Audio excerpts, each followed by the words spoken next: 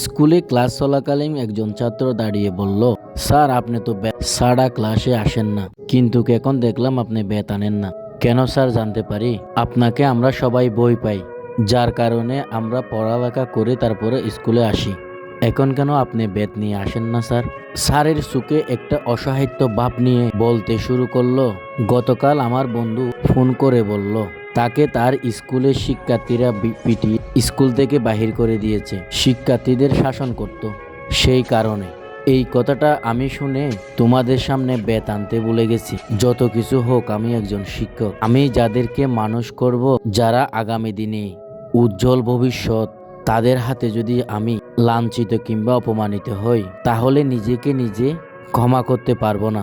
তাই ব্যাত নিয়ে আসলাম না, কারণ এখন এমন একটি পরিস্থিতি হয়েছে, তোমাদের শাস্তি কিংবা তোমাদের শাসন করা বারণ হয়ে গেছে।